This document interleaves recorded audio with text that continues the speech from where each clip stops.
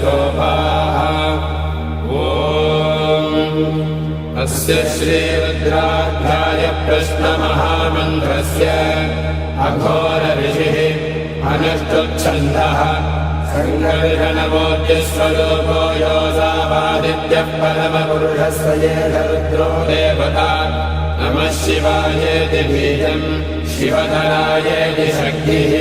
महादेवायेति कीलकम् श्रीसाम्ब सदाशिवप्रसादसिद्ध्यर्थे जपे विनियोगः ॐ अग्निहोत्रात्मने अङ्गुष्ठाभ्यां नमः दर्शपूर्णमासात्मने तर्जनेभ्यां नमः चातुर्मास्यात्मने मध्यमाभ्यां नमः निरोधपशुबन्धात्मने अनामिकाभ्यां नमः ज्योतिष्ठोमात्मने कनिष्ठिकाभ्यां नमः सर्वकृत्वात्मने करतलकरपृष्ठाभ्यां नमः अग्निहोत्रात्मने हृदयाय नमः दर्शपूर्णमासात्मने शिरसे स्वाहा चातुर्मास्यात्मने शिखायै वषट् निरूढपशुबन्धात्मने कवचाय हुम् ज्योतिष्ठोमात्मने नेत्रत्रयाय भूषट् सर्वकृत्वात्मने अस्त्राय भटे भूर्भुवस्सुवरोमिषितिग्रन्थः ध्यानम्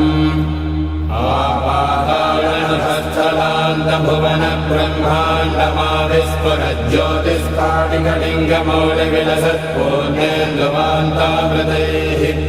हस्तोकाप्लुतमेकमेशमनिशं रुद्रानवाकाञ्जबन्धाये दुर्बलं विप्रो विविन्देच्छिवम् पीठं यस्य धरित्रे जनधरकलशं लिङ्गमाकाशमूर्तिं नक्षत्रं पुष्पमाल्यं गहनकुसुमं चन्द्रमन्यनेत्रम् कुक्षिः सप्तसमुद्रं हिमगिरिशयनं सप्तपादालपादं वेदं वक्त्रं षडङ्गं धनुदिशिवसनं दिव्यलिङ्गं नमामि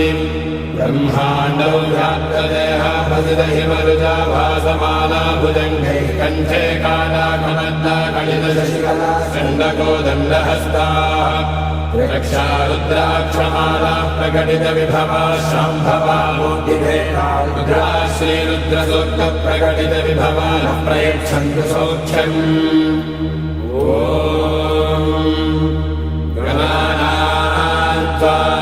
गणपतिगुं भवामहे कविं कवीनामुपमश्रवस्तमम्